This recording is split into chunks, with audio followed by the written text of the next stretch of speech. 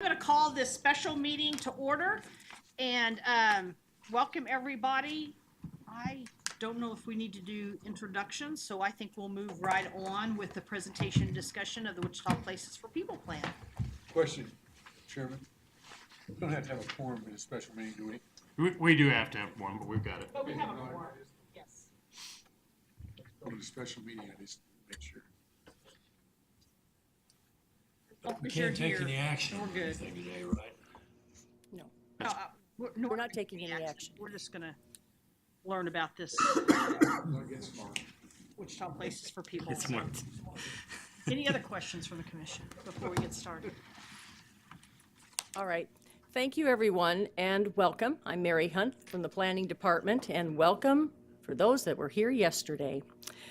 You should all have your binders for the Places for People plan. So today we're going to examine the last two segments, which are zoning and the investment section. What makes these so important is these are the implementation sections of the plan. So the Urban Infill Advisory Committee heard this presentation yesterday, and they have made the decision already to delay their recommendation. They want to study it some more until possibly early December. So December 10th is their next meeting, and they may or may not at that time vote on a recommendation. After that, the commission, after you've had whatever time you need to explore all this, we will ask this body to make a recommendation to the City Council and the Board of County Commissioners, but not until you're ready. So this would amend our community investment plan, which is our comprehensive plan. So this would be an amendment to that. Okay, and why'd we go through this? That Urban Infill Committee met for 2 years. They met 2 years ago this month for the first time. And one of them, of course, is that it is increasingly difficult to maintain all our infrastructure.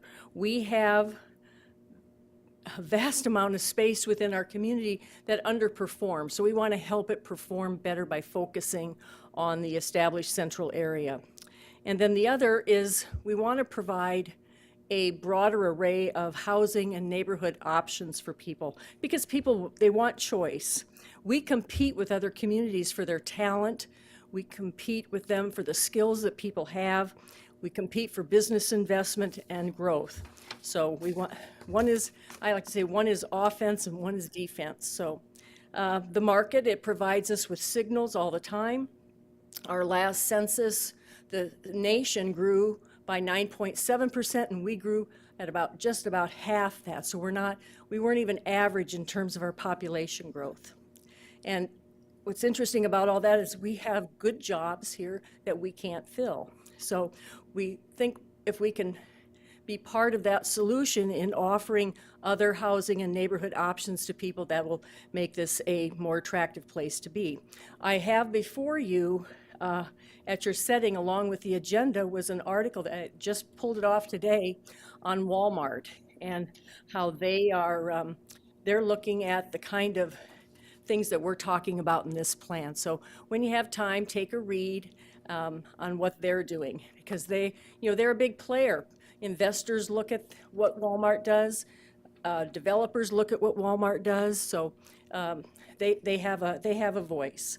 So if you have any other questions right now, we'll get on to our presentation. Anybody have a question for me at this time? Okay. All right, so I'd like to welcome back Graham Smith and his team. They'll bring us up to speed on the plan and take us through these last two segments. Okay. Thank you, Mary. You bet, thank you.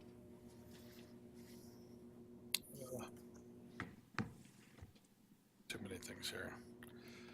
Good afternoon. My name is Graham Smith. I'm with Gould Evans. My computer is frozen up to where I can't do anything. Apologies. I am not sure what's going on. There we go.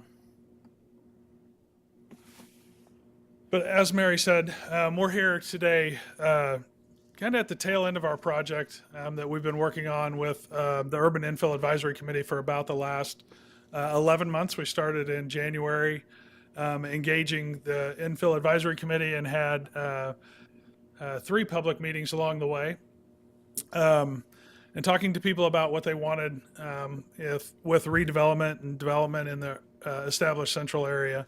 If you remember, what we want to talk to you about today is really bring you up to date on what we've been working on over these last couple of months since we saw you in August. And then really dive into the zoning code update recommendations, which we presented to you. We started presenting to you in August. We made a few tweaks to that and polished some things up and want to make sure you understand those. And then the public investment strategy, which was really the final piece of our project, understanding how public investments can be made to help support future development and some of the tools that are out there to help us do that. Real quickly, our process, as I said, was starting back in January. We started out with a visioning process, asking folks what they wanted to see, how future development, infill, and redevelopment should be done in the ECA, and moved into a community evaluation of your current situation, your current housing stock, your current patterns of development, and the things that support that.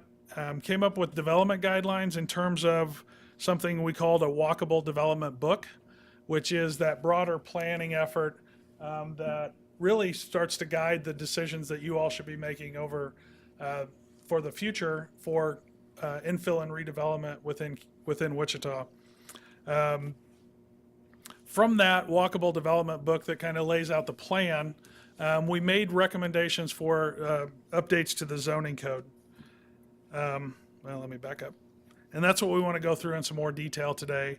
And then, as I said, the final piece was that public investment plan. And hopefully, as Mary alluded to, from here, the Urban Infill Advisory Committee will bring forth some recommendations based on the plan, based on our zoning recommendations, and based on the public investment plan to you all to implement into your zoning code and some of your actions moving forward.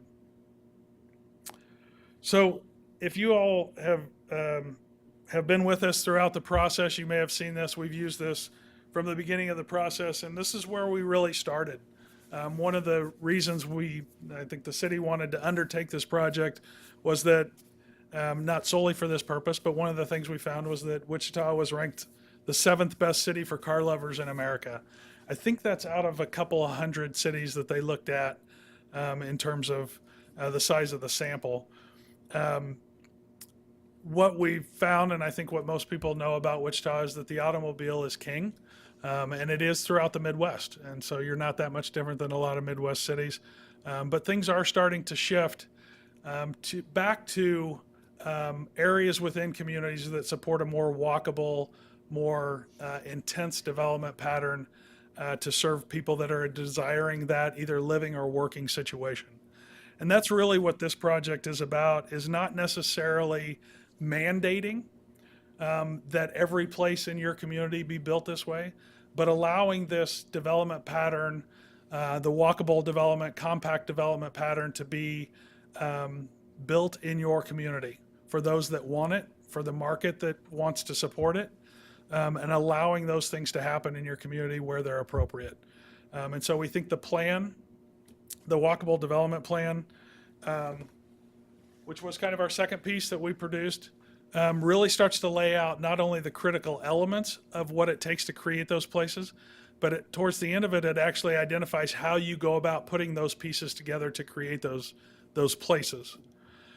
What we want to talk to you about today is how you follow up those recommendations or those ideas in creating those places with some changes to your zoning code that helps create those places. Again, our approach to this right now is not that these things are mandated, but you all may want to look at these in different areas of the community that you do want to say, this is where these things should happen, and we're going to make these things happen in these locations versus other locations that you may not think this is totally appropriate. So that's something that you all, with city staff and with other folks, are going to need to decide how this gets applied.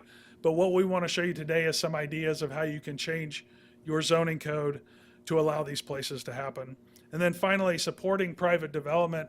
How can we start to strategically approach our public investments to support private development, to create walkable places where they're appropriate, and to really, as Mary said, build lasting value in your community through the implementation and construction of these different places. So with that, as a pretty brief introduction and kind of recap, I'm going to turn it over to Chris Brewster, who's on our staff at Gould Evans, to talk about the zoning code updates, recommendations that we're proposing to you today.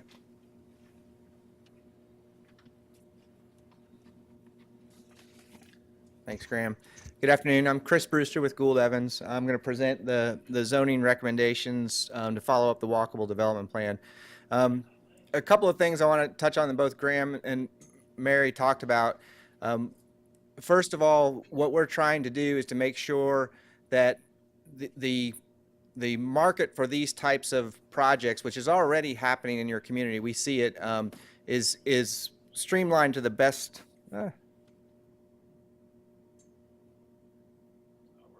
Now it froze up. Hopefully it catches up here. That's streamlined to the best we can. In other words, when we look at zoning in relation to the plan, we're trying to do usually three things. One, identify barriers and impediments and remove them, so at least these things can happen. Two, start to refocus our standards on what are the most crucial standards with regard to the walkable development book. It may not necessarily be more standards, it may be different standards, but we really want to hone in on what are the essential elements of these places that the community's talked about.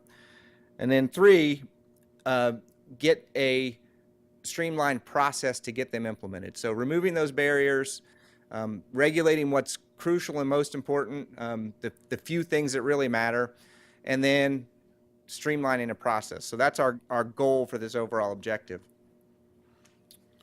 I have no idea what's going on.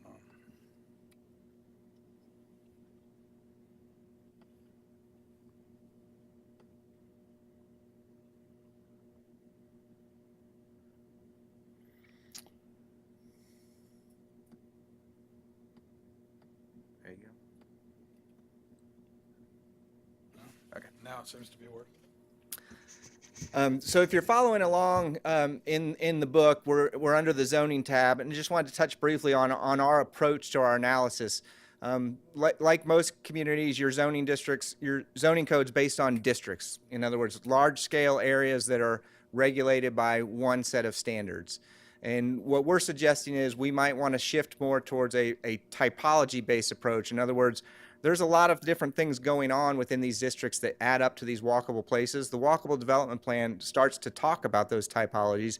And basically, walkable patterns happen when you have as many different things that are compatible with each other going on together. In other words, concentrating trip origins and destinations within a connected pattern. That's it. That's the formula for walkability. So what a conventional zoning ordinance approach would do is take these broad areas and say, all of this is under one set of standards and it's a one size fit all. But really in walkable patterns, something like this is usually going on. There's a much more finer grained, there's different things that support each other in close proximity. And so that's sort of what we want to get the code reoriented to. So that's our overall approach, is that a typology-based approach might be better than a district-based approach. And then the plan starts to identify different types of places where different typologies might be available. So regional scale center, much larger scale buildings, much more intense uses, neighborhood hub, very small scale, and not a lot of different things. So it's more, it's kind of expanding your palette of which typologies are available based on which of these place types you're in. And they're all identified in the walkable development book. So those are kind of our marching orders when we analyze your zoning code to see how well it will implement these or not. These are some of the types that are identified in the book. Again, it ranges from your current detached house all the way up to large-scale mixed-use buildings and everything in between. And then this is a concept where we think for walkability in particular, this is one of the areas where we want to focus our standards on what matters most. And from our perspective, it's how do buildings and sites meet the street? How do we balance car space versus people space? That's the tricky part. A lot of our standards aren't geared towards that in the current code right now. We would like to refocus them to those, because if you do these things right, you can make a lot of other things happen without necessarily regulating for it. So that's our approach to frontage types, and I'll go through that a little bit more in detail as we go through as well. So this is an example of what the conventional approach does and why we think this is one of the things we want to address in the zoning recommendations. You find your zoning district, you have a minimum lot size, and then you have building setbacks and height standards that basically determine what you can build. And what happens under those approaches is it's a minimum size, and so the bigger the better. The bigger, the more internal flexibility you have, and the bigger, often the larger the setbacks are. So you get into a scenario where development is actually encouraged to kind of orient inward and kind of remove itself from the community and public realm under the theory that we're trying to minimize the impacts of development. Whereas in a walkable standard, we want to actually flip it. The smaller scale, the better. The better it relates to the streetscape and public realm, the better off we'll be. So it's really flipping that internal orientation in larger scale into external orientation and smaller scale. So that's the trick we're trying to balance here. Here's an example of things in your community that meet the code. They have that, they meet all of the development standards. They're removing themselves from the public realm, not impacting adjacent sites and all of those things, but it's also just a very isolated project that doesn't contribute to a larger and greater whole. Whereas in a typology-based approach, we would try to find where are the locations where we want to do exactly the opposite. Where are the locations where we want to have many different small-scale things going on and that we want to draw them closer to the street so that things like this can happen. These are buildings that currently wouldn't meet any of your zoning standards except for the CBD area, which has no setbacks and standards with it. So that's an overall quick view of our approach to how we looked at your zoning code. So that approach can be summed up by we view compatibility is based more on the building scale and form than it is on the uses themselves. And we view that design should focus on frontages, relating projects to the public realm. And then we view that the places that you're trying to create are going to come from as many different things in a concentrated area as possible so that you're connecting those trip origins and destinations. I'm going to now walk through some of the tables of where we've spotted perhaps some impediments in your current regulations that we would want to look at removing and perhaps replacing with different standards. So I'm going to focus first on the residential part of this. We view, that's a huge part of it. As Mary mentioned, one of the goals is to have as many different housing opportunities and options as you can. And then the idea is, well, figuring out where do they fit into our overall landscape of the ECA. These investments are going to drive the market for walkable centers, walkable commercial areas. Building that housing stock is a key first step. So to get there, we really have three main recommendations that I'll cover in a little bit more detail. Eliminate the density cap. In other words, we feel all of your zoning districts are based on a density number, which doesn't tell us a whole lot about how the development's going to occur. You have the zoning districts we looked at from a residential standpoint where you're primarily your SF5, which is a single family 5,000 square foot lot, TF3 duplexes, and then the three multifamily districts, MF18, 18 units per acre, MF29, 29 units per acre, and then the B district, which goes up to 75 units per acre. A lot of the building types we looked at in the walkable development plan, and you have some existing ones in your community that we've documented, very small scale, 3-story building, 6 units in it on a 5,000 square foot lot. The density number on that building type is anywhere from 40 to 80 units per acre.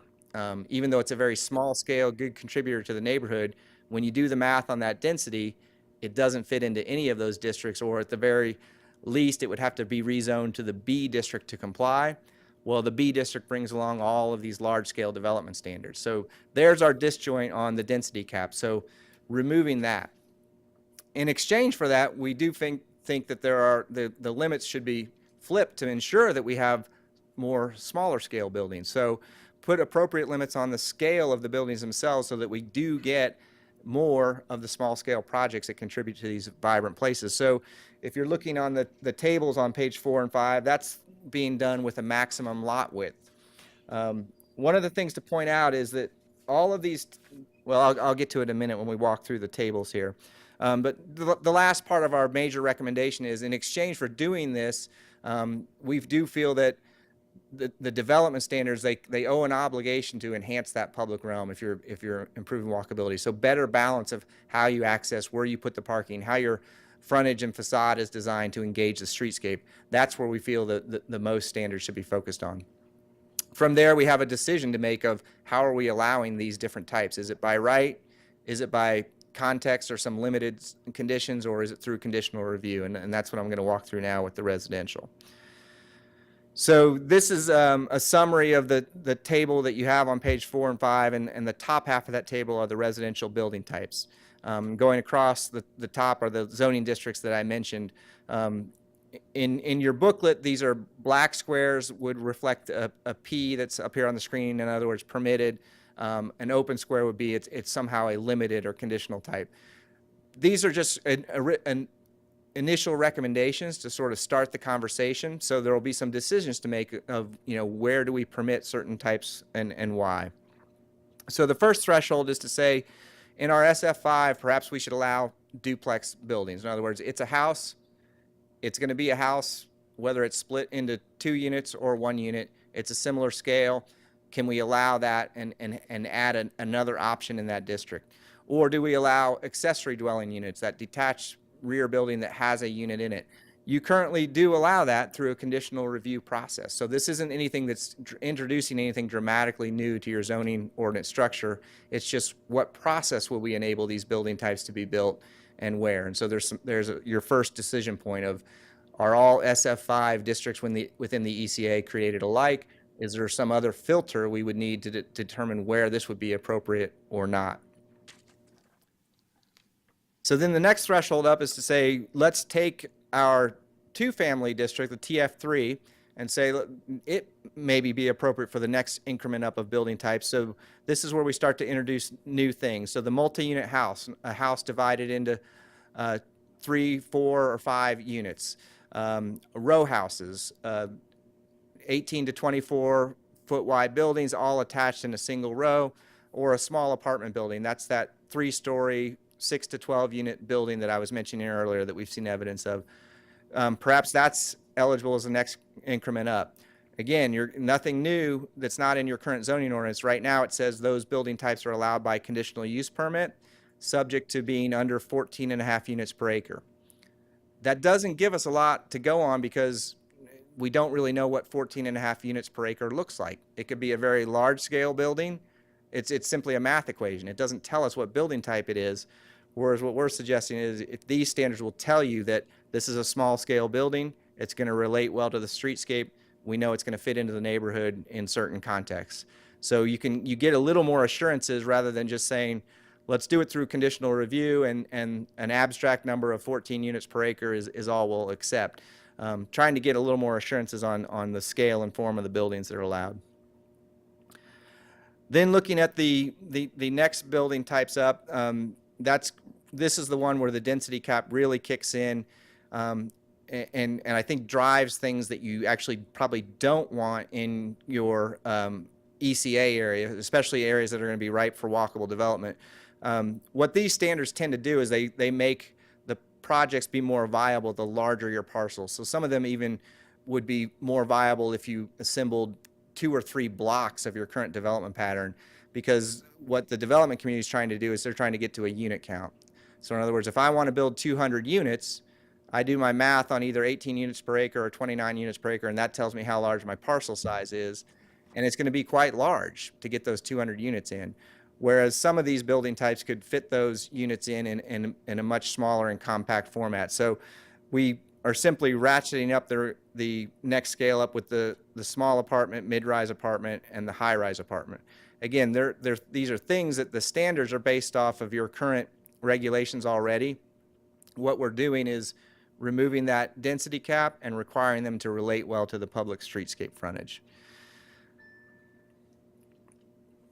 One of the other elements that's in the walkable development book and also in our zoning recommendations is this idea of, okay, maybe we don't want to allow these in every situation in all of our existing zoning districts. We can start to take some clues on where they would go. And so perhaps some location criteria, when we look at some of these areas that are more walkable and have a mix of housing, there's really a distinct pattern on where the next increment of building goes. So if you consider the upper left might be a predominantly single family block, perhaps just the corner lots are okay for a duplex or a multi-unit house. The next one over with the twos on it, that's showing some in-grain lots where they're carved up to be much smaller, either for smaller detached houses, or oftentimes you'll see row houses aligned along a lot like that. And then we keep graduating up to, well, maybe it's a busy corridor and therefore it's appropriate on the busy corridor, or it's a transition block to our walkable centers or public open space, and those are appropriate for these locations. So those are some additional things that can help you filter where, how, and why we would want to allow these additional building types.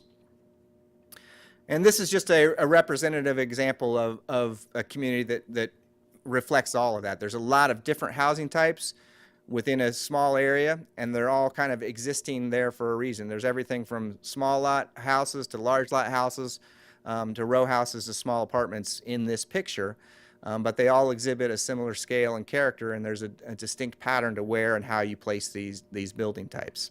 And so that's the idea behind getting more housing options in a neighborhood. Feel free to stop in with any questions you might have as well in the middle. I'm going to move on to the non-residential component now. Overall, so this is a summary of our recommendations for the mixed use and commercial part. So those nodes, destinations that people want to walk to. Really the only impediment we find in your zoning code, and this is looking at everything with the exception of your CBD zoning district, that central business district. All of them require I believe it's 20-foot setback, either 20 or 25. I'm getting the residential and commercial confused. 20-foot setback. So there's the biggest impediment, because we know a lot of these buildings address the street, and you have lots of them throughout your community, so you all already know that. However, they're finding a different path to that, either through overlay districts or through the creation of multiple planned districts that are difficult to administer, but somehow getting exceptions. And so our thought is we just need to make that an allowed building type, a building that relates well to the public streetscape, particularly in the ECA, which is an established urban pattern. In doing that, we do think, again, similar to the residential, we allow those to be built to the street, provided they have a pedestrian scale to them. So there's some human scale design details that you want on those buildings that are built to the street. And this will allow that sort of concentration of different uses that create the walkable destinations. And then the last part of it is you do not have any limits on the scale. Again, it's the current code is geared towards the larger the better, but a lot of these mixed use areas and walkable destinations rely on actually having as many small things, the better. So a consideration of, do we want to limit the scale of buildings in certain areas so that we don't get one large use that disrupts the walkable pattern. The last element about solving these issues for commercial and mixed use is somehow being more strategic with parking, so that each use doesn't have to provide its own parking on multiple sites and adjacent sites. So looking for ways to reduce that parking count is they're included in our recommendations, and also looking for ways to allow the parking, but allow it to be designed in a way that's more appropriate to walkable context. So you'll see things in a table that are suggesting the larger the parking lot, the more we're going to push it to the back of the site rather than right up on the street. Things like that you have evidence of this going in your community already, but just acknowledging that as a more strategic approach we think could be important. So again, based on the typologies from the walkable plan, there's a similar approach going on here, that part of our recommendation is we could repurpose the NO, neighborhood office, and neighborhood residential districts to make them simply be the ones that are default for these smaller scale types that have street front buildings. Two reasons for that. One, they're both by their intent, they're clearly intended to be small scale neighborhood oriented uses. And then based on the plan, these would identify nicely with that neighborhood hub, that smallest scale center that's identified in the walkable development plan. The second reason is, in talking with staff, these districts aren't that widely used right now because of some of their other limitations. So this would be an easy one to change the standards, and then going forward, if anyone wanted to implement these patterns, they could rezone to one of those districts, and it would be required then that you build in these walkable patterns. So we look for those leverage points of where is there a district that's not widely used, and we wouldn't be causing any wholesale changes across the community, and then it can be used as the new one going forward. So that's an option for implementing these smaller scale patterns. That gets us up to the small scale mixed use and small scale commercial buildings. The next increment up are these larger mixed use buildings, and again we saw evidence of some of these being built in your community as well. How can we create an easier path for those? And so our thought is, well, they really ought to be allowed in all of the other commercial zoning districts, limited commercial, general commercial, and obviously they currently are in your CBD. The difference here would be we would be putting some specific frontage type and frontage design standards on them to be built to the street. And again, the idea is resulting in places like this. This image has a lot of these building types that we just discussed in here, everything from the small scale storefront to a large grocery store that's just to the top of the site. You can see its parking lot off to the side. All of those components go into a great walkable center that then transitions well to the neighborhood. I wanted to hit a little bit on continuing through the zoning memo, the application of frontage types. Again, this is where we think the design standards need to focus. They don't need to be overbearing. It's simply suggesting that we need to do a better balance of car-oriented parts of our access and design for our sites versus people-oriented. And so how do we do that? So the walkable development book is suggesting that, well, our first, particularly on the residential, it's pretty easy. We can start to tie them to which districts do we allow a type as recommended, and then where do we allow it as limited. So the neighborhood frontage type and the terrace frontage type are what we're suggesting for these ECA neighborhoods. All that's doing is saying limit the extent that's driveway and garage. Oh, and in some cases with this terrace idea, we'll let you bump up even closer to the setback than you currently are. And so we see evidence of this already occurring in your community, so we're simply trying to codify it and be more strategic with it. As we move on over to the commercial types, this one we feel is more geared towards your streets and the context.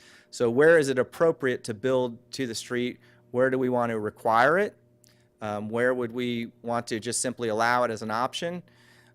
Or where would we prohibit it? And so I think Ciara is going to talk a little bit more about the strategic investment side of this and investing in public streets, but there seems to be a logical connection between as some of these streets are repurposed to more walkable patterns, there's where a good opportunity to kick in either a strong suggestion or a requirement that future investment should be building to reinforce those public investments in walkable streets. Yes.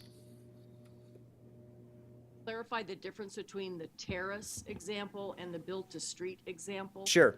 Right, and again, these are concepts to work with, but the terrace example we're using primarily as a residential type, although you do see commercial uses use it.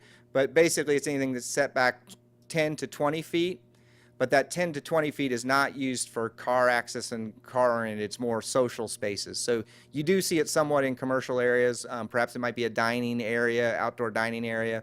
It might be used in areas where they have grade and therefore the sidewalk can't be built to front the buildings, and so you build a terrace.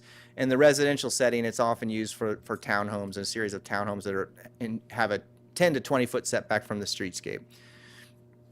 Whereas the street front one is literally that. It's something that's either built as close or very close to the street, and the public sidewalk becomes the social space for that building type. Is that similar to, with state laws now prohibiting smoking inside for restaurants, type bars, and so now they're building these little terraces outside with it's fenced in for the restaurants and stuff. Does that play within that whole terrace style? It certainly could. A lot of times you'll see the other thing. So the courtyard building type, we see some of those in commercial areas as well, where you're just orienting the building to some outside space. So yeah, that there's lots of businesses see value in creating some of these spaces, whether it's for dining, smoking, or something like that, or whether it's just an aesthetic amenity. So yeah, that's a similar concept. Give me an example of criteria when you say the type of street and how close you're going to be. Are we talking about number of lanes of street? Are we talking about the traffic pattern? Talking about speed? We're talking about what is already in the neighborhood in terms of schools? Right. What is the formula that comes into place? Says, okay, this would be an area that would really be ideal for a commercial building to be closer to the street. Right. I don't want to. Sierra's part of the plan went into great detail on different street types. So the book has a whole set of typologies that will talk in depth about that. However, I would say from the planning side, one of the rules of thumb we use is if you have on-street parking, there's a good reason to have the buildings bump right up to the street. One, because the traffic will tend to be slower because of the on-street parking. The pedestrians are buffered from the traffic because of the on-street parking, so you'll have a more walkable pattern to begin with, but also because those businesses rely on parking in the front. So the mismatch we often see is street front buildings where there is no on-street parking. Those kind of can become challenging sites. So a good rule of thumb would be if there's on-street parking, that's a good place to start to think of requiring it. You touched on a few of the others, though, and if it's very high-speed streets, there's still going to be challenges with getting viable businesses in there fronting the street. But certainly wouldn't want to prohibit it because, again, things change over time, streets change. Ciara is going to talk about that. So getting your building stock up to the street in general is just a good thing. I think the harder challenge for us is when we look at all of these walkable centers, all of them have some type of messy uses associated with them. In other words, it's not always everything's built to the street. Often you might find secondary blocks where perhaps a gas station or even the example I had of the grocery store that needs parking in the front. Well, when it's located off on a secondary street and not our A street, pedestrian street, that's fine, and we don't require them to be built up to the street. So that, in our mind, is the trickier part of where do we want to allow them to not be on the street front, and where is it acceptable where it won't disrupt an otherwise pedestrian-oriented pattern. If you think of either Delano or Douglas, those areas really have a good urban form and fabric to it. Where would you allow exceptions to not require them to be on the street? That's the more difficult challenge, and I'll get into what some options we have for that as well. But you're thinking along the right lines on the character of the street is going to determine how development should relate to it. Any other questions on this part of it? So I'm to my summary point, and again, I think what I want to emphasize is a conversation we were having before this meeting. These are recommendations. We know there's some challenges and options and things to consider as you move forward on this, but right now what this memo says is what you should at least consider is that in the SF5 district, perhaps allowing ADUs or duplexes because it's the same scale of building type as the detached house that's currently allowed now. Whether that's based on some of those limited location criteria we talked about, whether it's based on some of the place types identified in the plan. The plan, remember, has these nodes identified, and then from those nodes there's transition areas and edges, and then just the general neighborhood. So perhaps one of the strategies is if the SF5 is in proximity to these places, that might be another option. And that same kind of theory kind of continues up through each of the residential zoning districts. But what I would like to point out is that these aren't really earth-shattering changes. These are all your existing zoning districts, so we're not talking about necessarily remapping. And most of the building type standards, with the exception of the multi-unit house, row house, and small apartment, most of them are following your current standards to begin with. What we're doing is we're adding a little more standards with regards to the scale and form of that building type. So that's the kind of the parallel I would draw. Your TF3 districts, which allows everything that's listed there, allows it right now by a conditional use permit. And the only criteria is it has to be under 14.5 units per acre. What we're saying is we can take that 14.5 units per acre and define it based on these building types, and maybe it's even higher than 14.5 units per acre, but now we know each of those building types will fit better into the neighborhood. So then your decision point is, do we allow it by right? Do we allow it only in certain conditions that we can actually identify what those conditions are? Or do we still need to rely on a discretionary conditional review process to allow it? So that type of theory rolls through all of the residential recommendations. Again, on the commercial side, what we're really looking at doing is removing the setbacks so that you can have a good street front building, requiring some design standards to make sure it's human scale, and from there, and perhaps limiting the scale of buildings to smaller scale buildings rather than allowing them all to be large scale. From there, your options are, okay, can we take that NO and NR district and repurpose them? So those become the districts that are, you're required to build this way, and it's your option to rezone to it. Are there areas in all of our commercial districts where we just want to simply allow this to be built to reflect some of the existing patterns? From there, are there areas where we'd actually want to require it to be built, or on the flip side, prohibit the opposite to be built? So I think there are some legitimate discussion points there. And then the last part is we would see this, currently a lot of this is being done through a planned zoning process. In other words, we take an area, whether it's developer initiated, whether it's neighborhood association initiated, or whether it's city staff initiated, we take an area and we do a more detailed plan where we can go block by block and determine where these types are appropriate. We would see these typologies that we're building in here to be basically the puzzle pieces for that type of effort, so that you're starting from a basis rather than just starting from scratch on these planned zoning districts. Any questions on any of those approaches or what we're recommending?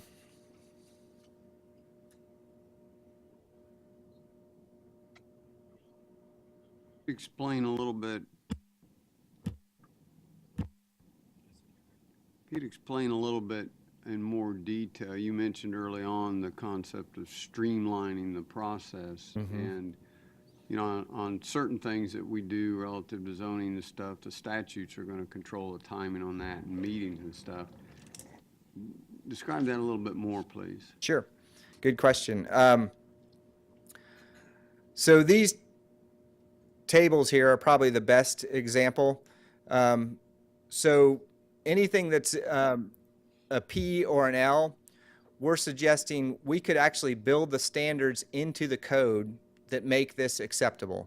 So each of these building types has specific lot coverage, height standards, and then the frontage types are defining how that building needs to relate to the streetscape. So by making it a P, in other words, it's permitted, or making it an L, it's limited, but we've listed where it's limited to based on these criteria. Technically, then they would not have to go through a long public process to get that built. It would be more administrative, or perhaps it's just a planning commission review without a public hearing to make sure those conditions are met. So there's a way of streamlining it. Now, obviously, to make that change, all of that has to go through the public hearing process to get those standards into your code. But if they're built into your code, technically those projects can start to happen a lot easier. Whereas right now, on a few of those districts, it's all a public hearing and a discretionary process, and it's a lot longer. More questions, if you'll indulge me. You'd mentioned pages 4 and 5, and I'm looking at a footnote here on one of the tables, and it says disregard front setback standards.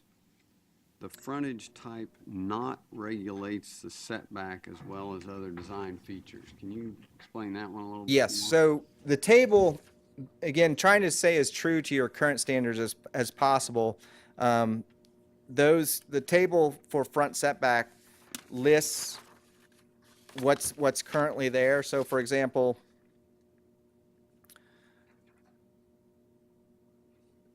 if you look at the detached house up through the duplex, what we're saying is in walkable neighborhoods, we aren't saying it's a minimum setback of 25 feet. We'd be saying it's a setback of 10 feet to 50 feet.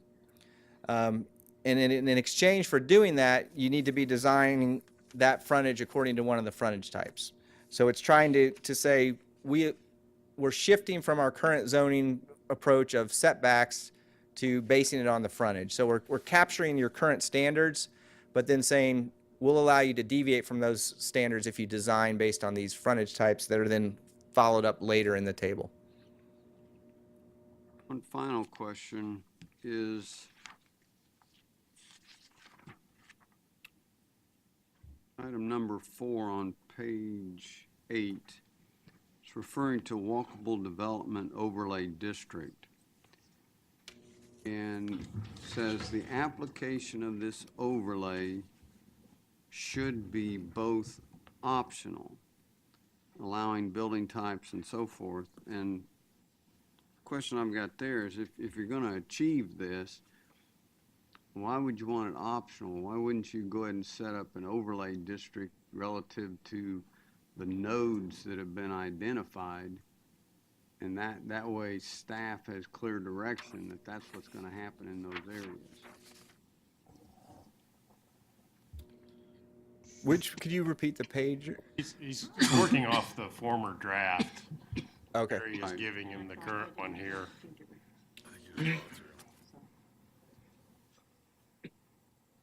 I think the question he's asking is about, in the current version is on, I've got a hole through the page number. It's the top of page 15, item D. Yeah. So it's saying,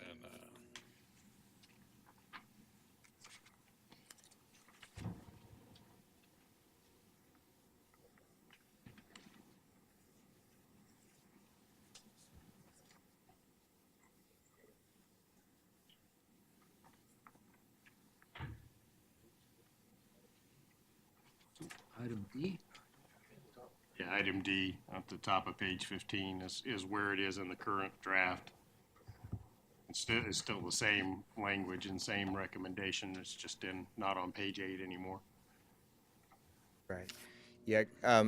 Graham's reminding me of the conversations we had that when you do apply one, I think that gives you the further level of planning to know exactly where you're going to require or not. So when these go into place, you'll have better assurances of that's more of that kind of block by block area I was talking about. So for example, in the Delano area, it'd be very easy to identify the 4 or 5 blocks where you have to have street front buildings, and then the other blocks maybe it's optional. So I think that the overlay would tell you that which areas are required and which are optional. And then the other part of it is we didn't want to preclude it in areas that weren't under the overlay, so it would be optional there as well, that you could build to the street, but you wouldn't necessarily have to. But would the overlay be in place such that it protects that area or node, and you don't end up with missing teeth in the overall process? Yes, that would obviously be the goal. That overlay should identify those areas where it's critical that you don't have missing teeth, right?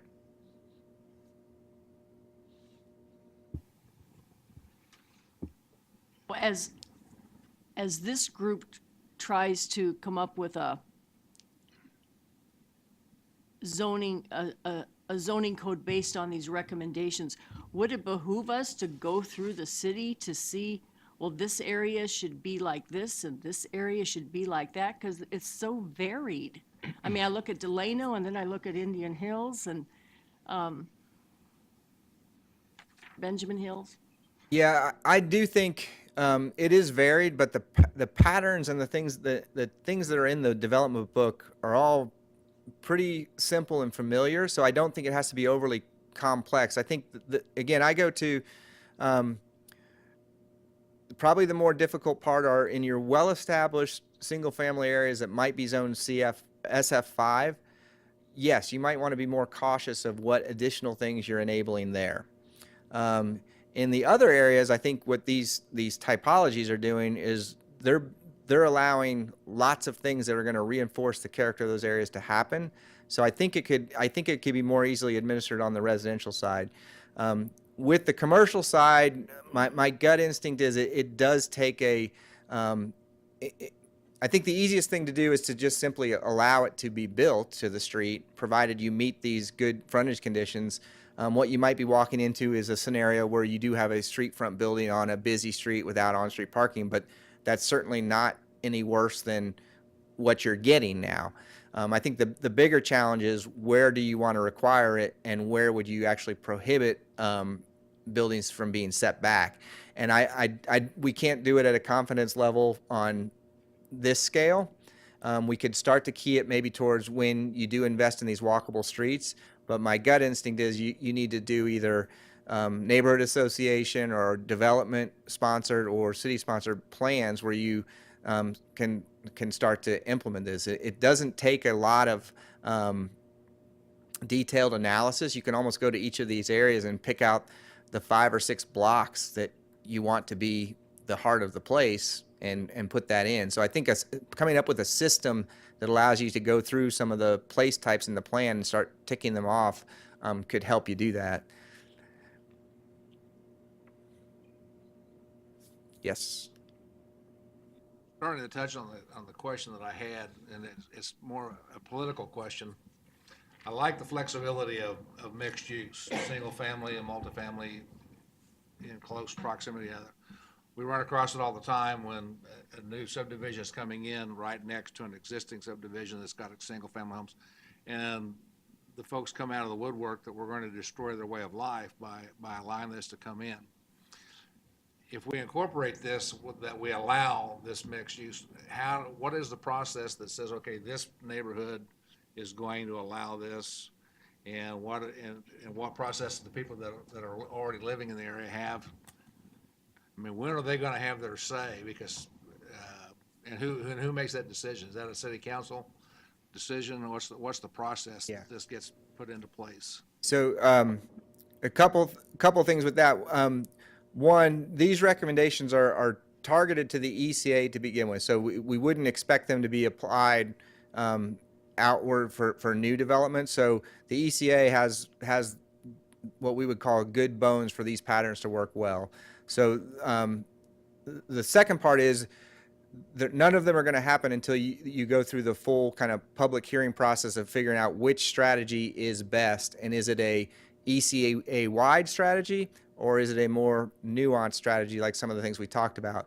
And so that will require notice, public hearings, and the Planning Commission will make a recommendation to the governing body on what to adopt. So there's the second checkpoint. What I mentioned about the established single-family areas, I do think it would be wise to carefully scrutinize where, when, and how we would want to do this, because I don't think it's necessarily a one-size-fits-all for those areas. However, I think you already have the places mapped with regard to TF3, MF18, and MF29 districts. You have those mapped, and I wouldn't see that as being as large of an obstacle, because what we're really doing is we're allowing these smaller scale building types in exchange for greater density. I think these patterns are probably more appropriate for the area than what your current code would require in these areas. So I think that change would be a little less disruptive to what's going on right now.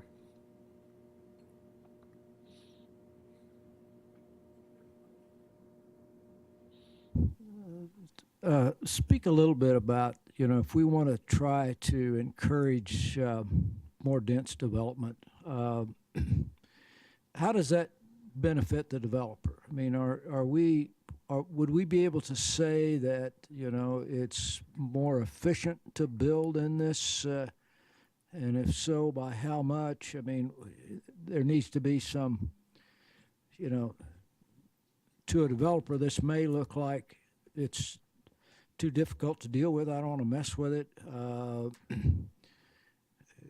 can we say with some certainty it's going to be more efficient? It's going to be more cost effective to build in areas that maybe need redevelopment, who have empty lots. You know, we have a lot of empty lots around the city that need to be.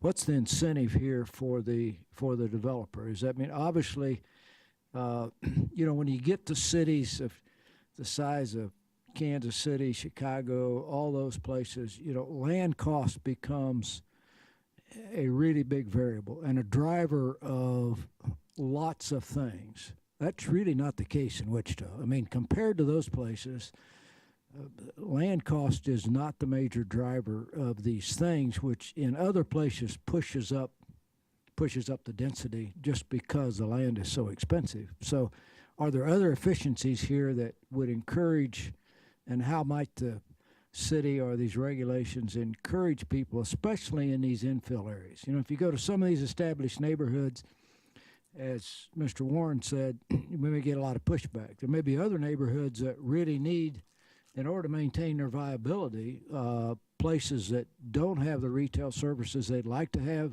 And the reason for that is a developer looks at it and says, yeah, I got enough people in here to do this. Right. And so how do we encourage that? Is in your experience, is it way more efficient to build this way? Is it less of, yeah, because we got multi-stories. I'm not sure when you get into elevators and all those other kind of things, but right. A couple of different angles on your question. The first one to the developers' efficiency and whether they'll be attracted to this or not. What we find is the processes, in other words, time. That's always very costly to them. And then also when you're in a discretionary process where we haven't identified what we're trying to achieve, that presents risk. So those two things will make developers stay away from projects. Looks risky. I don't have good expectations for what I can build, and it's going to cost me a lot of time before I even know whether I can build or not, and I may even have to put design or professional services towards some concepts before I can even get to the table to see whether I'd be approved or not. So we're trying to eliminate those barriers as much as we can. In other words, set up some expectations for these typologies. Really all we're asking them to do is, on the residential side, is to have some neighborhood scale to your building. In other words, don't build just this huge building, and have a good frontage that respects the streetscape. Those are the two standards that we're adding in new.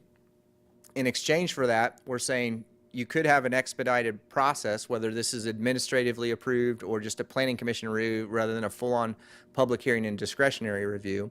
And you also have some expectations for what we're trying to design too. So those two things should eliminate the procedural impediments, which can be quite significant, I think, to what you hit on.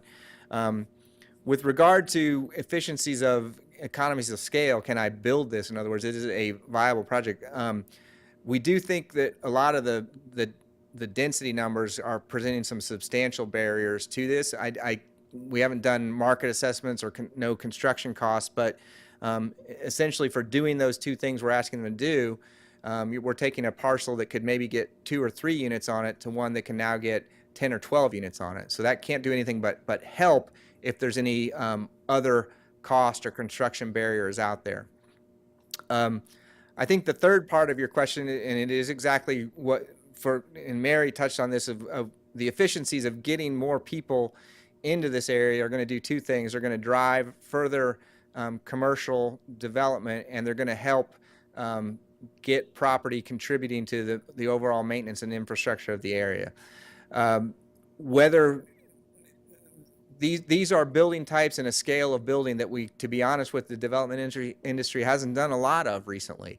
So we have this sort of predisposition to bigger and bigger scale. So there is I think a skill and sort of aptitude barrier that we need to overcome and start nurturing some of these smaller scale projects, row houses, fourplexes, small apartment buildings.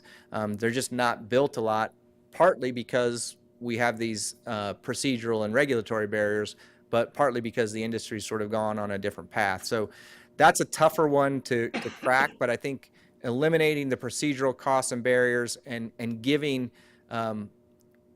additional development value for doing these few extra things will get us a good way there.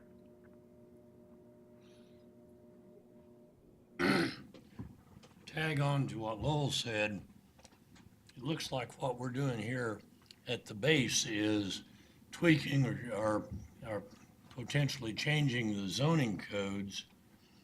Are we also talking about taking a radius of 1 mile or 2 miles of the downtown area and saying, this is what's gonna go here and that's what's gonna go there? I think that at some point along the line in this, we need to get input from some developers to see if we can come up with the greatest plan in the world, but if nobody's interested in doing it, it doesn't make any difference. Yeah, that's true. So to answer your first part is the walkable development book starts to identify target areas, and that's this map up here is sort of the root of it. These, you can see there's. Can we identify exactly where you find the walkable development book? Because it's referred to throughout here. And, you know, It's called Development, the white tab. I think it's called development on my tab as well, but I just wanted to clarify that because it's throughout this whole thing, we talk about the walkable development book, but we don't have it labeled as such in the book, okay? Okay. So I would encourage you to, you know, under table of contents, put at the very top of that says, this is the walkable development book, because we don't say that. It's kind of a mystery until you read this about 3 times, where it is. So so if you want to refer to that, that's under the development tab, and it has a number of, you know, it's got 110 pages or so in it. So, Right. and that's where you find the resource material, as I would understand it. 116 pages in it. So anyway, sorry to interrupt you, but I think No. it's important for people to understand where that piece of it is. It's not a separate book, it's a chapter in here, or it's a tab, as Scott said, yeah. So a couple of items. One, during the process, early on in the process, we've been working with our Urban Infill Advisory Committee, which does have a few developer types on it. And also we had some initial small group discussions and interviews with members of the development community. And so some of their thoughts and ideas are reflected in the walkable development book. With regard to the places we've identified on the map up here have either been identified because they have some remnant of a walkable development pattern left in them, or have some of the other attributes that you would like to find in there that you can build from. And so these are conceptual locations in nature with regard to size and scope and those types of things. But they are areas that we feel like there are things there that you can build upon. And so those should be some early targets to get started. I think the last time we met with you all, or maybe it was with the Urban Infill Advisory Committee, is what we're showing here as far as locations and the potential development in those locations is more than a lifetime of work for anybody. If you could pick out 3 or 4 of these areas over the next 5 to 10 years and really start to hone in on some of those things and make those more walkable areas, you'd have a tremendous amount of success for your entire community. And so what the walkable development book does is, what are those critical elements that should be put in place in these areas? To tie into the question about, is it 1 mile or 2 on each side of downtown? I think one of the ideas is that this is a target map, that some of those areas you should be focusing on as a community. The other tool that I would point to is that overlay district. Some of these areas you may want to be proactive, define an overlay district, define the standards that are a part of that overlay district, and target some of those areas proactively to say, here's the rules that we're now going to operate under with regard to development in this area. Part of what we were talking about earlier is you take that overlay district and allow people to use that in areas they deem appropriate for that type of walkable development. So I think there's what we tried to do with the walkable development book is give you the criteria and identify locations and a process to create these places. The zoning recommendations are our initial shot at looking at your current zoning code, identifying some shortcomings in creating walkable areas and trying to fill those gaps in. So hopefully we've given you a lot of different ways to go about this. And it's up to you all, talking with your city staff and your elected officials, to figure out the best way to approach this. Follow-up comment related to the development industry is I've been really impressed since I've been able to be on the planning commission how developers, they get it. We're charged to have a conversation on these unique concepts and things. For example, multifamily. It's been going great. They've been meeting the needs for that on it. Same thing, how many cases on TF3 and, duplex and things do we have? So, and Old Town and some of these other suburban commercial developments. So what I think is really good about this is we're raising the concepts of things that are being talked about, and we're fine tuning it. And we're finally looking at it in the detail level that it needs and begin to build that concept.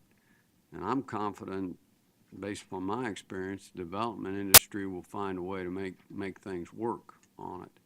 So, having lived here 55 years, I applaud your diagrams here. I think you guys have done a really good job of making the assessment, finding these nodes and things. I'm getting to a question. And the question is, over time, what kind of measures would you use to assess the validity of this concept? Do you go back and start measuring BMI with people? Do you look at assessed valuation? Do you look at densities? How do you know that this is working?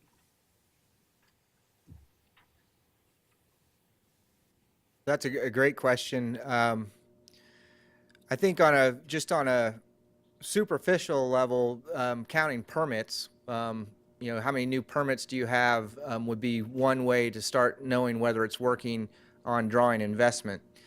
We had a conversation this morning on Mary's point of, part of the overarching goal here is the community's calling for more housing options. When we think of that globally, it's fairly easy to think, well, we have options. You can find just about any type of housing you need here in Wichita. What we're talking about is options within a area where people have either diversity of types for the benefits it provides to that broader context, or I could live in this same area despite my housing needs changing over time, and therefore I'm really invested in that area. So at the other end of the superficial scale, to measure what planners are interested in, I would think some kind of measure of our housing diversity, how many different types do we have within certain areas, might be a really good scale to see, over time, how did this area fill in.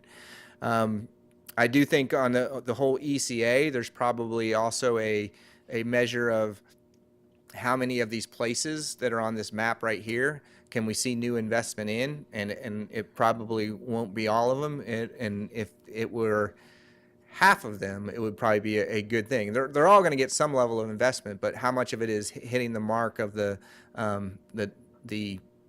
walkable development book? The only different thing that really comes to my mind is the amount of street activity, the people using the public investments that you're going to make in your community, walking on the sidewalk, biking on the bike lanes. And then ultimately, probably you would see, based on some of the things Chris said and the activity in the area, you're going to start to see property values rise, which in the ECA,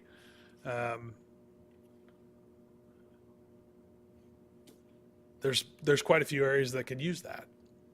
And so I think getting back to using the bones, the structure that was originally put in place to support development, but also support the people living in those neighborhoods in a more walkable fashion would drive the value of the place. Mary, do we have the availability to have an online map? Can we pull up Google Maps here and look at one of these nodes or not? and I want to talk about for a minute the commercial side of this. And the big node you have there in the northeast quadrant is the Wesley Hospital area at Central and Hillside. I'm sorry, right there. Well, Yeah, yeah, that one there. And if we had the ability to pull that up on Google Maps and look at it, and I'm looking at it here, and so that, as he said, I'm going to get to a question eventually. When we look around, here's a what I would call a captive audience of employees that have had to park in a parking garage, and in theory is difficult for them to get in their car and go someplace. They may have limited lunch hours, that sort of thing, okay? And when I look at around that area, I'm going to read some names to you here. McDonald's, Jimmy John's, Chipotle, Spangles, Walgreens, Panera Bread, Pizza Hut, Hog Wild Pit Barbecue. A number of these have footprints that corporate won't let you build unless you do this. I mean, and every one of these I read is surrounded by parking. Not a one of them is on the street. So how do you get over that? I mean, here we have all these employees supposedly that can walk and go get lunch, but every one of these things is not connected. It's surrounded by parking, and it's extremely congested and not very friendly to pedestrians because of the width of the streets and those kind of things. Well, there's a map. Can you zoom that? We're getting closer. can I control that? I can't control that. Can you zoom it? Is it on the big screen in front of you? It's on the big screen, but Mouse is underneath. there you go.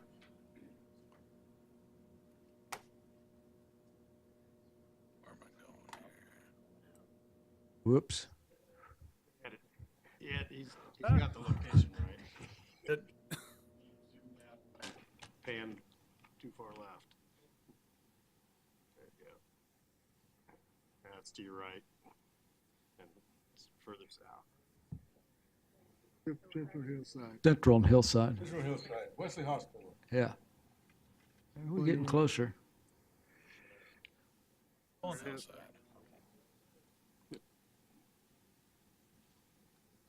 So, the image that I had up on the screen as you were still talking that I changed from the map to that image of Starbucks and the strip center, which is a relatively new strip center. That is this corner right here. It's been redeveloped since, but it is immediately catty corner from Wesley. So to your point exactly, the development that you're seeing in that quadrant is surrounded by parking. And So how do you, my you know, initial response to the question Yeah. is that's what they're allowed to build. well, I understand, but how do we, The path of least resistance. how do we So- encourage a walkable development here? Because of all the places I can think of which have enough demand to have a walkable development, this would be it. You know, here's a, if you will, as best of any place in town, a permanent set of employees that are captured. Yeah. And yet, there's nothing walkable around this thing. You know, except for a walkway between two buildings that goes from the hospital to an office building. Yeah. And so, you know, have other cities overcome this in some ways? I mean, how do you say to a Walgreens, put the parking in the back or you can't go here? So a couple of initial thoughts. In this image, the first thing I would observe is the size of the streets. Yeah. And we just drove this morning. Actually, we drove through this area this morning. The speed at which traffic moves, and I think if I can zoom in more without messing this up.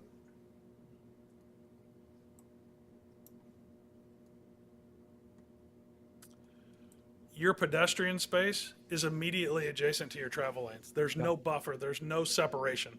It is one of, I won't go that dramatic on you guys, but it is an inhospitable environment for people to walk. So people aren't going to walk. I would venture to guess though, there's probably quite a few people that walk from the hospital to Jimmy John's and There kind are, of dodge sure. traffic, play Frogger across the street to get Right. to Right. those places. I think the first thing to do, and Sierra will talk about it here in a minute, is we need to change the public realm to a more hospitable environment for people to use outside of a 4,000 pound appendage that they have to carry around with them called the automobile. So that's idea number one.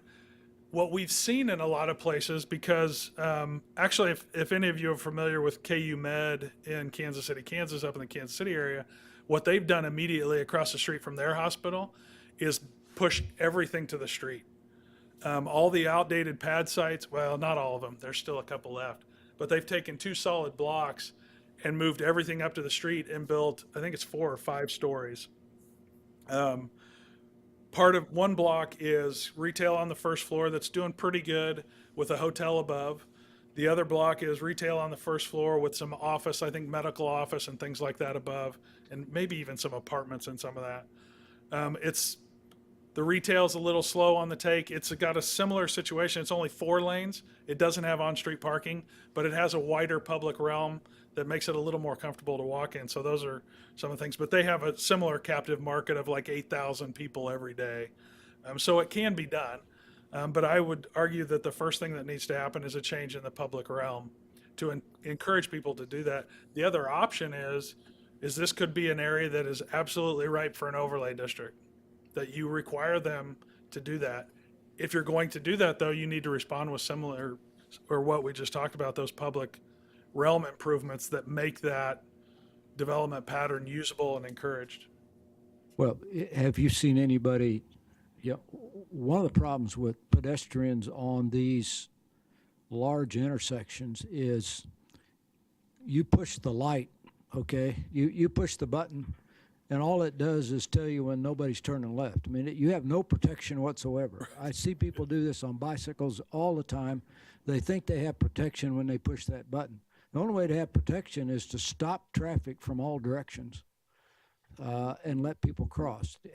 Is anybody doing? We used to do that at various intersections, and everybody kind of got away from it. Do you see that happening anywhere else where you actually have? Because to get across 2 of those, you really take your life in your hands because the last thing people are looking for, number 1, it's their cell phone. Number 2, it's the steering wheel. And about 4 down the line is there anybody on the street? And so everybody knows that. So the only way you can do this is to absolutely stop the traffic. And then we still have right turns on red, which in this town means right turns on the roll. Okay, nobody stops on a red, and well, okay, John does. That John, yeah, not the other John. So, do you see that happening other places as well in terms of trying to protect the pedestrians? You quickly got out of my realm, so I'm going to turn it over to our bike and ped expert. So. I will say I don't know of examples in the Midwest, but on the East Coast, like in Boston, they do that where all the traffic signals go red and it's called a pedestrian scramble. And you can cross diagonally wherever you want. So the strut man says go and the red lights come up for traffic. So it does happen. And it is a tool that could be in the toolbox. Yeah, and I would say a different project we're working on for the city is a marked crosswalk policy. And so I was trying to take a picture of someone using a mid-block crossing, and I literally, at lunch, was out in front of Panera just waiting for someone from the hospital to use that signal to cross the road. And guess what? I do not have a picture. So testify. It's not a hospitable place to cross. Well, and one of the other issues is we've taken Douglas and said, we'll do everything possible to keep you from driving down Douglas. We've got diagonal parking. We pushed out the curbs. We've done all that. So what we've done is we've pushed traffic to these peripheral streets. It's easier to go down Central than it is Douglas now. And so we reap some of the benefits because we're trying to push more traffic down Central than we used to. And it's not helping this area here, certainly because of that. So you kind of rob Peter to pay Paul sometimes with these issues going on. Sometimes people move to the path of least resistance. Well, that's exactly what's going on here. Yep. Yeah.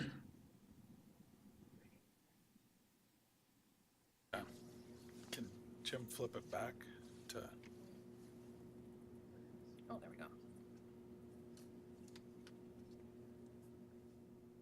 So we can continue the discussion on the zoning in a little bit, but we wanted to get through the second piece, which was the public investment strategy piece, and CR is going to take that. Yeah, so my name is C.R. Schlichting, and I'm with Tool Design, and our main role in this project is creating strategies to create multimodal streets that support this walkable development. So in terms of the portion of the public investment strategy that I'll talk about is how can we create these walkable streets that support the land uses that we desire, and they talked about with the zoning code updates. So in terms of walkable streets, what I'm going to talk about is what improvements are desired. What do they cost? That was a question the city had. What would some typical cost be for creating these multimodal walkable streets? What sort of funding is available? And then from the city side, how do we get these improvements programmed? So in great detail in the development tab, I won't say walkable development tab, in the development tab is a large section on different street types. I'm just going to provide a summary here.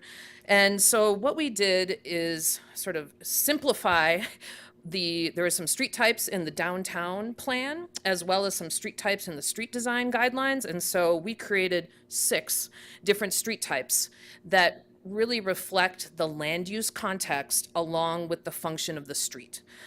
So for example, Douglas is an arterial, but Douglas changes dramatically in its land use character as you go from, even west of Delano, through Delano downtown, out to the design district and beyond. I mean, it's an arterial, but again, the land use context changes. So we came up with 6 different street types, and these then relate to the types and levels of investment in walkability. So there's the mixed use Main Street. Douglas is a great example of that. There's a mixed-use connector. Think of maybe East Harry, where the land use is some residential, some commercial, even some industrial. There's also a residential neighborhood on the bottom left.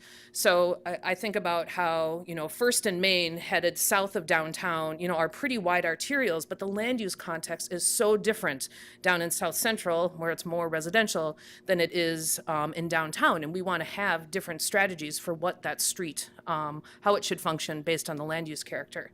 There's also residential connectors that are largely residential uses, not as much commercial. So maybe like Oliver, but they still move a lot of traffic. And then also active alley, the gallery alley, and repurposing some of those uses to have some desires for what that would look like. And then also plaza streets. Plaza streets really refer to the streets of Old Town, where it's a much more narrow, shared space between people walking and biking and traveling.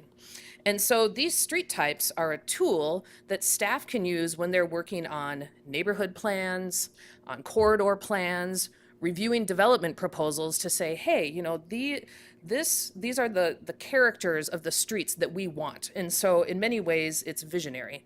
We're not going to go through as part of this project and label every street in its street type, because that would be very onerous, and you'd want the neighborhood to be involved in that too, and sort of what is the land use character that you want and what is that street type.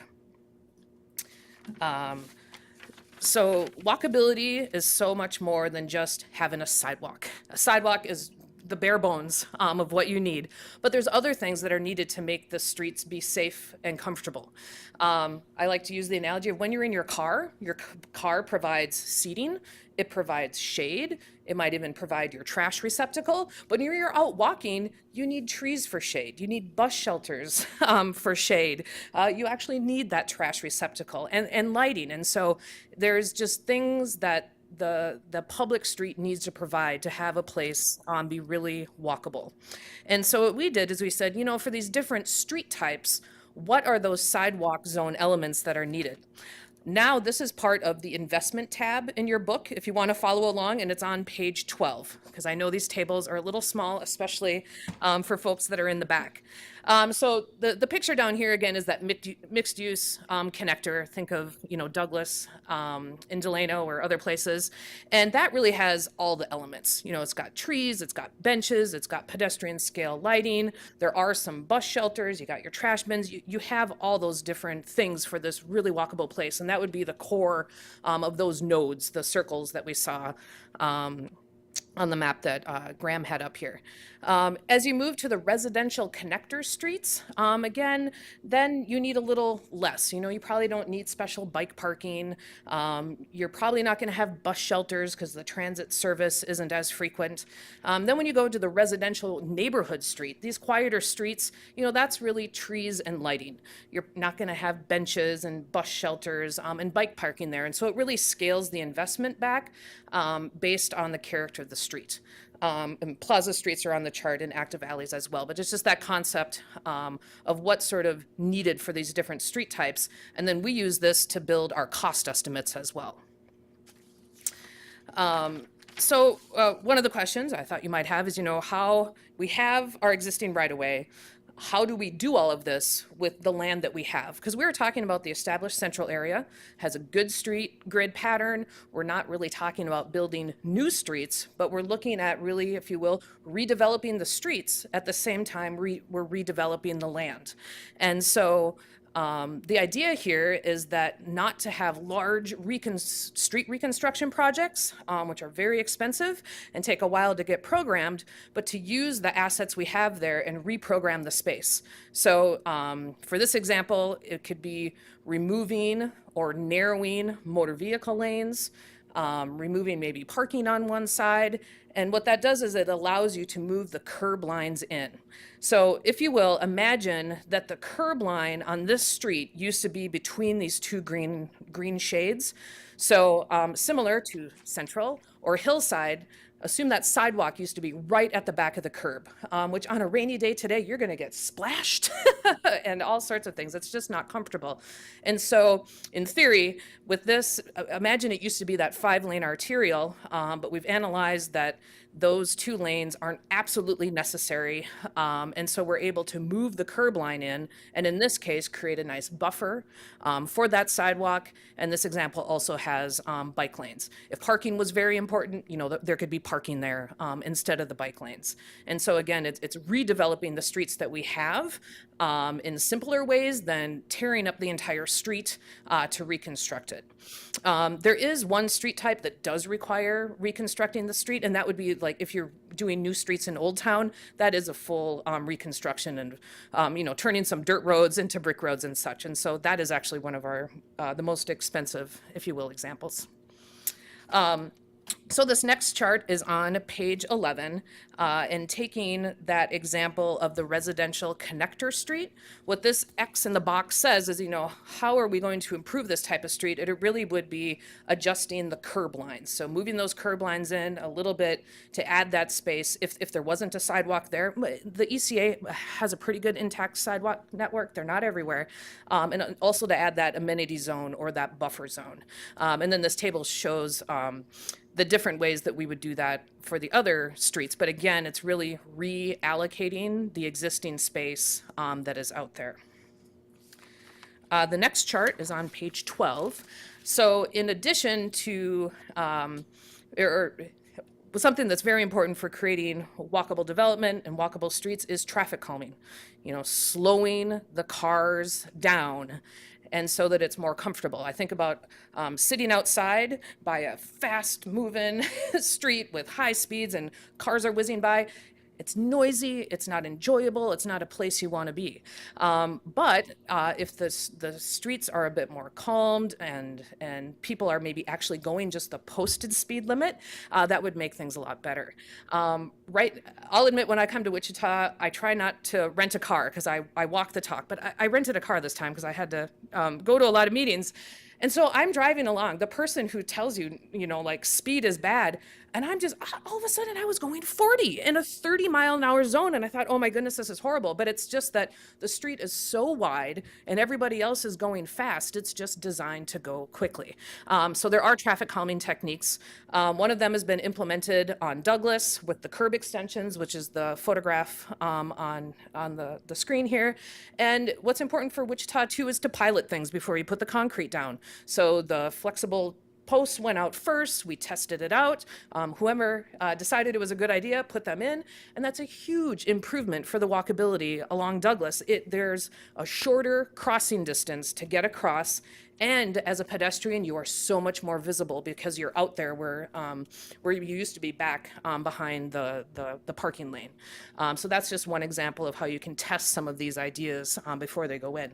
Another one too is refuge islands. So if there is this 5-6 lane road, provide a space halfway in there that if you get stranded, you have a comfortable space to wait. You have a push button as an escape to get across. And also just having a median kind of causes that friction that helps slow down some of those speeds. So again, this is a table that helps us with our cost estimates as well. This next table is a doozy. It's on page 13. But what this lists is all of the estimates or the assumptions that went into the cost estimate. So how frequent would the lighting be? How frequent is the spacing of the trees and trash receptacles and such? And so all of those details are there so you can check our math and see what we included as assumptions for the cost estimates.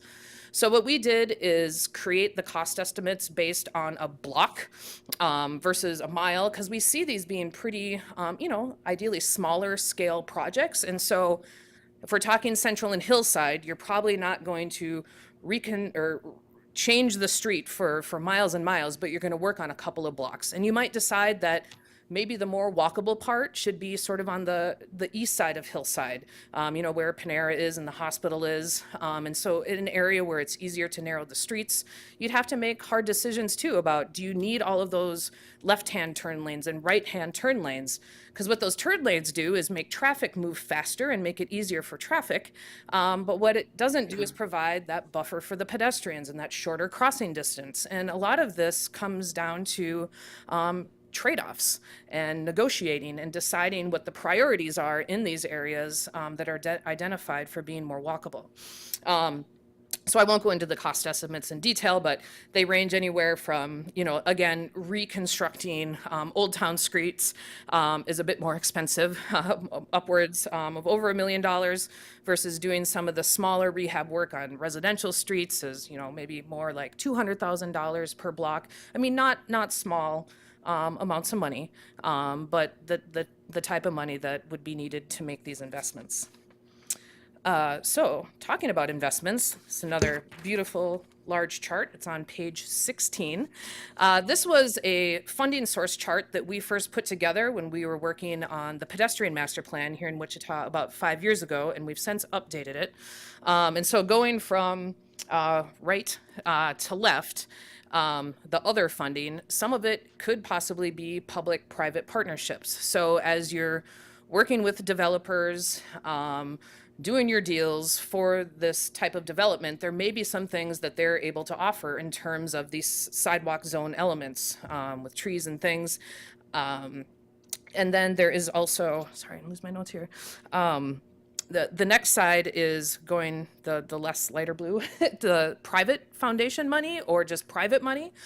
Downtown Wichita, they fund a lot of things that make downtown very walkable, including the queue line. And so there is some, private investment that can help walkability and the different improvement districts that exist out there to help pay for the lighting and benches and the things that go above and beyond what's normally provided. The next funding sources are federal money. So there's federal money out there, but it is very, very competitive, and it also comes with requirements for local matches. But communities are getting more creative with the federal funding that they seek for, like, HSIP is the Highway Safety Improvement Program. Traditionally, communities have used this money for making roadway improvements for motor vehicles, turn lanes, widening and such. But some communities now are saying, hey, safety improvements are related to making the place better for people walking and biking. And so this HSIP money, in some communities, it's starting to be used for pedestrian crossing enhancements and things of that nature. So sometimes thinking just in different ways of how to use these funding sources. You'll notice there's no state bucket. KDOT doesn't have any dedicated money for walkability, walking or biking projects, but the money that WAMPO gets from KDOT, they have created programs. You know, this money comes from KDOT to do this project. And so the city has already prioritized some of that money that they do get from KDOT for walking and biking projects. And then the last funding source, which is local funding, as somebody pointed out at Urban Infill, you're talking about our property taxes, which is true, is the city's own capital improvement program. And so there's two different types of projects. There's standalone projects. I will say there are not a ton of just standalone walking related projects, but there is now a line item for walking and biking in the capital improvement program. Another way that walking can be enhanced is through what we call routine accommodation. There's a lot of street projects in the capital improvement program, and so the city does have a multimodal policy. They have street design guidelines, and so the city has tools that they can use to look at these street projects and say, hey, how could we enhance walkability? It's really a matter of prioritization. And so the city, as I understand it, has some new criteria they're using for how a project gets programmed for the capital budget. And I think it'd be great to take a look at that criteria, and after it's been used a couple of years, and say, you know, are we getting sort of walkable development projects out of this? You know, maybe we need to tweak the criteria for ranking the projects that go into the CIP to make sure that some of them do have those walkable components. So some examples of projects here. So First Street through Old Town just got redone, and that was more of, I'll call it like a partial street reconstruction. They didn't, you know, tear up the street from building face to building face, but they did enhance the sidewalks on one side of the street. There was some, you know, mill and overlay, repaving, and they also did the curb extensions. If you can see close enough, the other side of the sidewalk wasn't touched in some areas, so it was really just enhancing and redeveloping the street in the areas that need it. Another option is kind of similar to the temporary curb extensions on Douglas was, you know, the bike lanes that we see downtown on Main and First and Second and such. Those were done by just repurposing or reallocating the space in the existing street to make way for bike lanes. And that's, of course, a cheaper way of doing things. It doesn't come without cost. There's still process and paint and restriping that's needed. But I think it's a good example for how you can do some of these things without huge capital investments. So with that, I'll turn it over to Graham.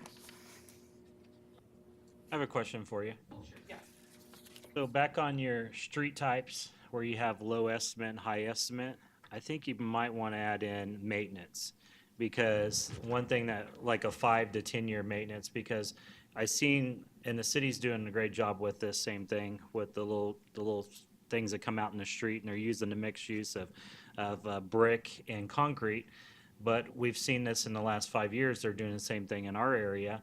But now we have checkerboard crosswalks, because instead of replacing the bricks whenever flooding or they crack, they just put black tar in it. So now we have checkerboard. So that's why I'm seeing that. And then also when they come in and they redesign and put these trees in, and then there's no water in there, or if businesses aren't watering them, then the trees die out within probably 1 to 2 years. Right. Same thing with the flowers and the potters. Yeah. So just a maintenance for the next 5 years, you gotta have to think about that also. Right, yeah, because we didn't include maintenance costs. I mean, we mentioned that we didn't include maintenance costs, but that is definitely a cost to the city for maintaining paint and flowers and lights and the such, yep. I've got a question on traffic of, what do you think about one-way streets and safety for pedestrians? Yeah, so one-way streets, I mean, not all of them, they tend to be a little faster because you don't have the friction of two-way. Another thing about one-way streets, depending on the number of lanes that you have, one of the problems is that, especially if you're crossing at like a mid-block crossing or a place that doesn't have stoplights or stop signs, we call it like the multiple threat situation, where maybe that first car has stopped for you, but that second and third car have no idea why this person has stopped in the middle of the street, and they could zing by and they can't see you. So I guess those are a couple of things that come to mind What with about one-way streets. You don't have to be worried about people coming from the other direction and get both directions clear before you cross. Yeah, what's good about the car coming from the other direction is their sight lines of view are not blocked by that other car. So they can, pretend, right, I'm the person walking, this car can see me and this car can see me. What can't see me is that second car going in the same one way because the car is blocking me. So, yeah. Are these costs that you have for the low and high estimates, I'm assuming that these are all based using existing right-of-way? Correct, except for the plaza streets I'm sorry, yes, all of it is existing right-of-way. So we are assuming that we are not expanding the streets and the right-of-way to make them wider. We're working within the existing right-of-way, but moving curbs, so that's the difference, yeah. I was recently in a community where they had public restrooms in the middle of the streets, where they had parking, they had perpendicular parking with 2 lanes of traffic on either side. Oh, the middle of the street parking? In the middle of the street. And then they also had diagonal parking for each direction of traffic. Okay. But then in the middle where the parking was perpendicular to the traffic, there were public restrooms. And there were trees, landscaping and the resting areas that you were talking about, Okay. and trash receptacles and bus stops and all that kind of stuff. Which is, do you consider a part of the walkability of these areas to include public facilities so that, I have not heard of the restrooms sort of in the middle of the street. Right. I'm like, well, that's a unique one. I would love to hear. It was in Australia. It was Australia. Okay. I'm like, wow, where is that? I would think of it too when we talk about a median. There are streets like that have that more parkway design where there is that wider space in the middle that you can program with all sorts of things. I know some communities get a little nervous about, having kids running around literally what feels like in the middle of the street and maybe darting out into traffic, but there's ways that you can design around that and such. But with that parking, it does provide some calming Right. effect on the traffic that's going through there. Right, exactly, that friction. You never know which direction there could be a car either backing out or. Right. Yeah. Oh, interesting. The restrooms in the middle of the street. Yeah, and they were clean. Great. So have you seen on a quick side note, have you seen the restrooms that are, they're on the public sidewalks, but they're clear glass? Yes. And there's the toilet inside and the sink and everything, and they're just clear glass. And then when you walk in, you shut the door, it all goes opaque. And so nobody can see in. I still wouldn't be comfortable using that, but anyway. Real quickly, the last thing we wanted to touch on, and we can get back to our conversation, was to really identify kind of another set of resources that the city has at their disposal to help make these things happen. Not only the public investments, but also the development side are all of these economic development tools that you have.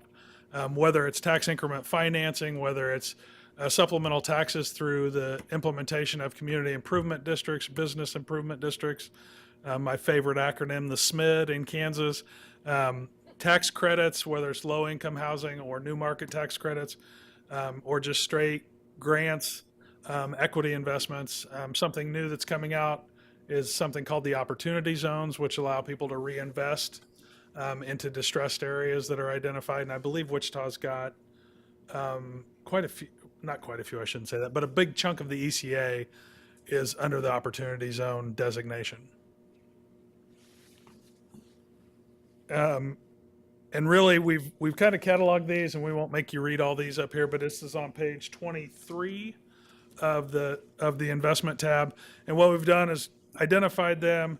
A lot of these things you'll see you're already using in the ECA. I think our approach would be very strategic about the use of these things in creating walkable places and making sure that the infrastructure is there to support those through these different kind of economic development tools, and then further application of these areas throughout the ECA. Real quickly, I was going to read you our specific recommendations that are also in the economic or the public investment or the investment tab, which include creation of a land bank to target neighborhoods within the ECA that have high vacancy rates and abandoned properties, targeting the use of infrastructure-focused incentives such as TIFs, CIDs, special assessments, and those things to create those walkable areas, installing walkable infrastructure concurrently with development projects. So as you see development projects proceeding, what can we do to tie in public investment, public improvements into those to support those, and then promotion and the formation of the BIDs for that long-term maintenance and support of that new infrastructure, that repurposed infrastructure in the ECA. So with that, that's our entire presentation. Great conversation so far, and we'd be happy to continue to answer questions. I think we said we'd keep here till 3:30. Is that right? So. Yeah, we don't want to leave early. I've got a question that's probably more directed to staff than, but you, I'm sure, would be involved. What kind of stomach do our elected officials have for, I think they might be a little more amenable to enhanced zoning opportunities for our current zoning.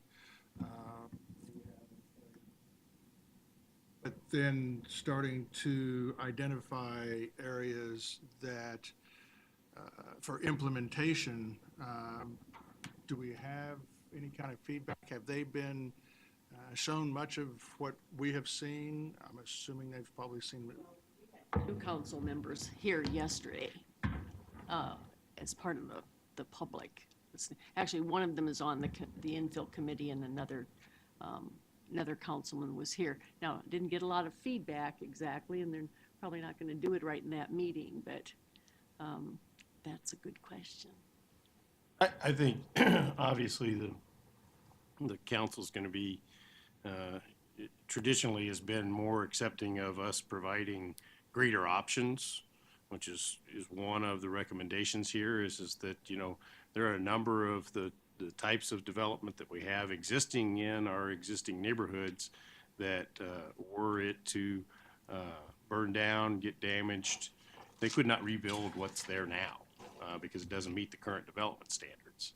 And we don't have an approach other than going to the Board of Zoning Appeals and seeking a variance to allow something that's already there to be reconstructed. And these recommendations would give us the option to address that situation, but it also would allow people to come in and build something that matches what's already there, which you can't do now in a lot of respects.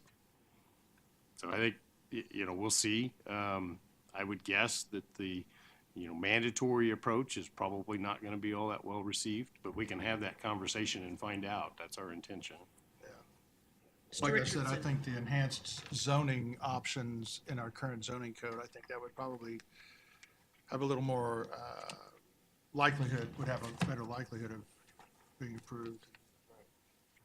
Mr. Richardson. What do you think about the idea of saying one area where we could apply this would be in, I don't know, areas or blocks that have a certain percentage of vacant lots, where we would say this, you know, we would allow this by right in, let's just say it's, pick a number, you know, 30% of the lots are vacant, and might also be in the opportunity zone. You know, those kind of two things together where you start. Because, I mean, unless we're looking at,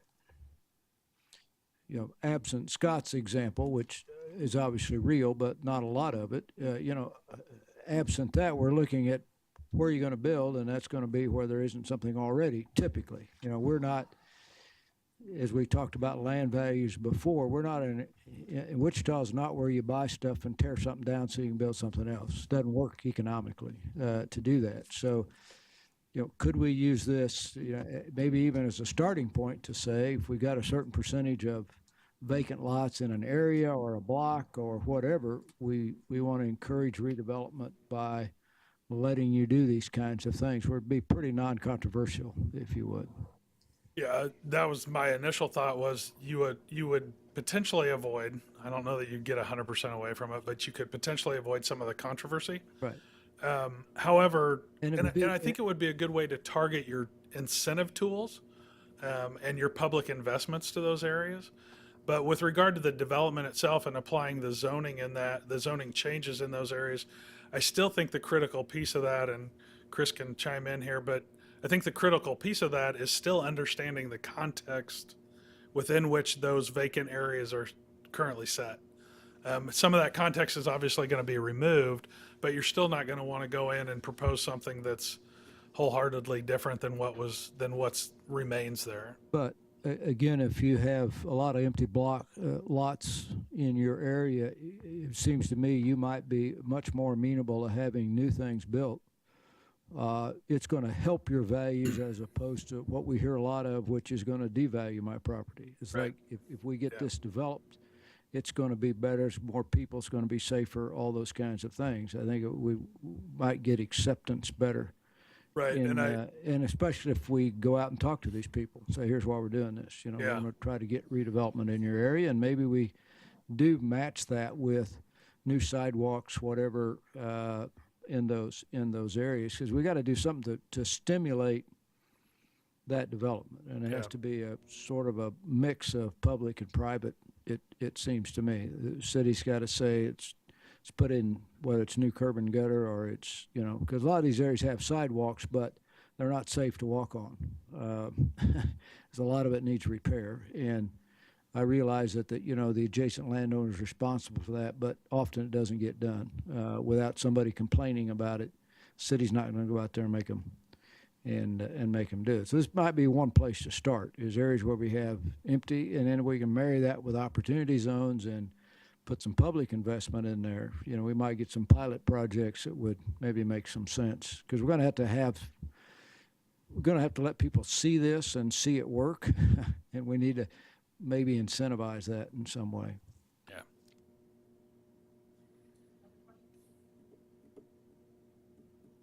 Yeah. Yeah, back to me again. Back to the land bank, experiences you have with those, do you see those, even situations where sometimes they actually purchase land as opposed to receiving it because of tax foreclosures and those kinds of things? Full disclosure, my experience with land banks is very minimal. Our market economic land bank expert on our team is not here today. Okay. But you do have on staff somebody who's very well versed in land banks. My experience, though, is that they typically assume property. They don't typically go out and buy it.